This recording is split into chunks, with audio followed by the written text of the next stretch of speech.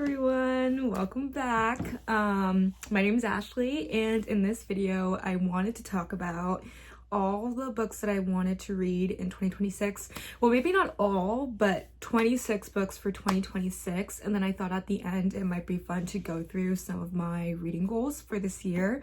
Honestly, this year I feel like there's not a ton of new releases that I'm super excited about. I don't know what it is. Like, I feel like most of my TBR are books that I've had on my TBR for a really long time that I really want to get to this year, and there's only like a handful of new releases that I'm actually like super intrigued in. But I'm sure if I come across like any more later in the year, then maybe I might be interested in checking them out. But so far there's only like 9 or 10 new releases that I really have on my radar, so I'm gonna go through those first.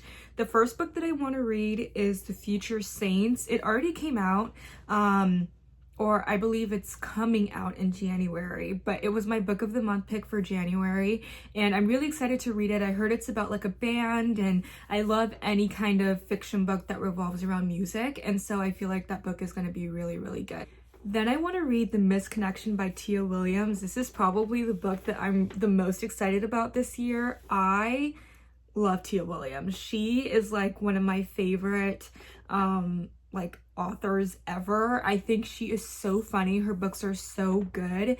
This one I think is about a woman who meets like a stranger on a flight, and they have this instant connection, but she never like really finds out like who he is, and so she literally like enlists the help of like her coworkers and her friends to like help her find this guy that she met on a plane. It sounds super interesting, and honestly I don't even really care what the premise is. I'm just excited that Tia Williams has another book coming out. And then the next book that I want to read is Where the Wildflowers Grow. I could be wrong. I think this book is by Tara Shelton Harris. She wrote One Summer in Savannah, which I loved, and then she also wrote another book that I didn't love so much, and so when I heard that she was coming out with another book, I want to read it because I'm curious to see kind of, you know, where my opinion lies, since there's one book of hers that I read that I really love. And then the next book that I want to read is The Seven Daughters of Dupree. I saw this on Goodreads when I was looking through like their list of new releases, and it sounded super interesting. It sounded kind of like a mix between historical fiction and like family saga and family drama, which are like literally two of my favorite genres, and so that book sounded intriguing, so I'm putting it on my list for this year. And then another book that I wanted to read that's a new release is Last Night in Brooklyn by Xochitl Gonzalez. I read 2 of her previous books, Olga Dies Dreaming and Anita de Monte Laughs Last, and I loved both of those books, so I'm really, really excited that she's coming out with a new one, and I can't wait to read that one as well. Then I want to read Score by Kennedy Ryan. I actually am like on the fence about this book because I read Real by her last year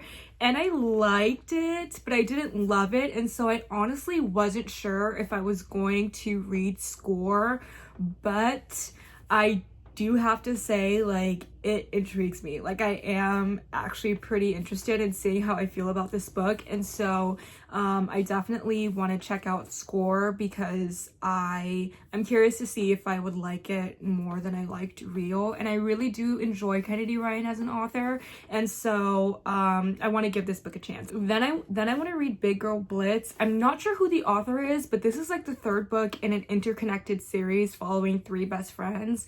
The first 2 books are Curvy Girl Summer and Plus Size Player. I listened to both of those books last year and I really enjoyed them, so this is the 3rd one, so I just want to continue with the series. And then I want to read The Night We Met by Abby Jimenez. Honestly, I'm surprised this book made it to my like 2026 TBR because Abby has kind of been like, I don't even want to say hit or miss. Like, I read the first like 6 of her books and I didn't love them at all, but then I read oh god, what was it called, Say You Remember Me last year, and I love that book. I don't really know like what happened, but I really, really love that book, and so I was like, okay, I guess I'll read her new release, because honestly, the Say You'll Remember Me, that book was honestly like, this is Abby's last chance. Like, if I don't like this book, I don't think I'm gonna read any more of hers.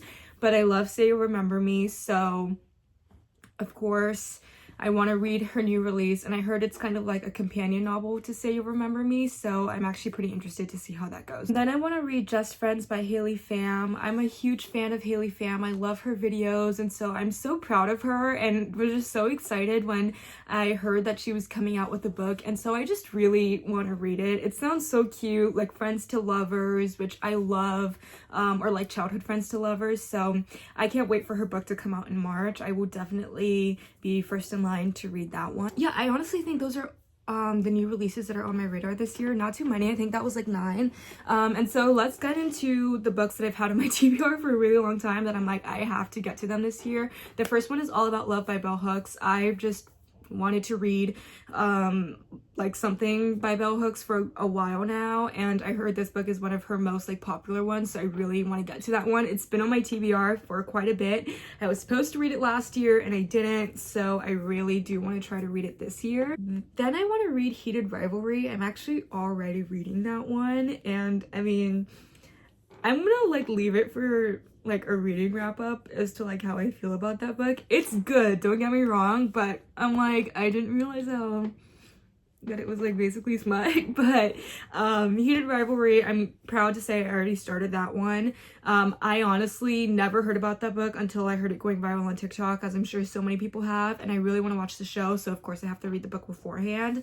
The next book that I want to read is The Wedding People. I have heard about this book for a really long time, and to be honest, I've always been on the fence as to whether or not I wanted to read it, just because I heard it was really good, but I heard it was like a little bit dark, and so I just didn't know if I was like in the right state of mind to read that book. But I actually feel like this summer, like it just gives me like such a summer vibe, and I feel like this summer I will be ready to read The Wedding People.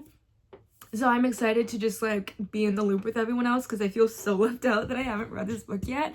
And so I really do want to read it this year in 2026. Then I want to read Emma and Sense and Sensibility by Jane Austen. I have started Emma so many times on audio, and I don't know why, if I was just like picking the wrong like random audios on Spotify, because every time I think I finished it, I realize there's so much more book left. So I enjoy the story. I know that I like the story. I just never listened to it all the way through. So I really just do want to listen to Emma all the way this year. And then I really enjoy Jane Austen, and so I want to kind of read, you know, all the books that she's written. So I want to get to Sense and Sensibility this year too. I don't know too much as to what it's about, but I don't really care. I just want to read it. And then I want to read The Autobiography of Malcolm X. This is another book that I've had on my radar for a really, really long time, and I finally got the physical copy last year, and so I definitely want to get to it. There are a lot of like history books and just like books about like prominent historical figures that I really want to get to this year. I feel like this is my year kind of just like engaging more with history,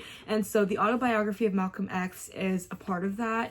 And the next book that I want to read is One Golden Summer by Carly Fortune. I read Every Summer After, which is like the first companion novel to this book, and I'm gonna be totally honest, I didn't love it, but I heard One Golden Summer is really good, and I just think the cover is so beautiful. To be honest, I just want to get to it this year. That's honestly my main motivation for wanting to read that book. I just want to have that beautiful cover on my shelf. And then I want to read The Woman by Kristen Hanna. I've slowly been getting through a lot of Kristen Hanna's more recent like historical fiction, and of course I've heard so many people rave about this book, so I really do want to get to it this year. The next book that I want to get to is Female Fantasy by Iman Hariri Kia. This is a more like recent release that released I think towards the end of last year. I read one of her books, 100 Other Girls, years ago, and I enjoyed it. And then I just read her other book, The Most Famous Girl in the World. I literally finished it like a couple days ago, and I thought it was so good. So I'm really excited to read Female Fantasy. Then I want to read The Bright Years. I've heard so many people rave about this book. I feel like it's the way it's marketed is kind of like a family saga, family drama, which I really love. I heard it's super emotional, and I love books like that. And then the next book that's kind of in a similar vein is like Mother Like Mother. That's another book that I just like heard of randomly last year, but the premise sounded super intriguing. I think it follows, or is it like Mother Like, no, I think it's like No, I think it's called like Mother Like Mother. At first I thought it was like Mother Like Daughter. No, it's like Mother Like Mother, but I think it's about just like generational trauma and how like, I don't know, like how one mother impacted like a child and how she became a mother later on in life. And so I find that super intriguing. And then I want to read My Friends by Frederick Bachman. I read Anxious People by him a few years ago and I liked it, but then I feel like Frederick Bachman has had like such a resurgence in the past couple of years, and I just read Beartown by him. That was the first book that I read this year. And then I heard so many people talk about My Friends, which is his release from last year, and so I have the physical on my TBR already, so I really do want to get to it because I heard that one is also very good. I also want to read The Nyx by Nathan Hill. This is like a random book that I found in like my college bookstore years ago, and it just sounded like super intriguing. It was so thick. I can't even remember the premise off the top of my head, but honestly, I don't know, it just sounded interesting, and I'm like, this book is so big, like I'm just so curious to see like just how it is. So that's a book that I've had on my TBR for years, just like my mental TBR, so I do want to get to it this year. I also want to read In Your Dreams by Sarah Adams. This is like the fourth and final book in the When in Rome series, which follows like four siblings as they find love. And so I just really like that series. It's such a cozy small town series. This is the last book, follows the last sister, and so I just want to get to it this year. I think it released like literally like December 30th or December 31st of 2025. So I hope to read that one soon. Then I want to read James by Percival Everett. This book I heard is like a retelling kind of The Adventures of Huckleberry Finn, but followed from like one of the other characters in the book, James. I wanted to read The Adventures of Huck Finn, but I actually heard you don't need to read that one in order to understand and appreciate James. And I've heard so many people talking about it last year, so I do want to get to it this year. Another book that I want to read that I've had on my physical TBR for the longest time is ACOTAR. I want to read this book just to say that I read it. I am not a big fantasy reader at all. I used to love fantasy when I was younger, but now I just feel like my reading taste has changed and I really don't enjoy very many fantasy novels.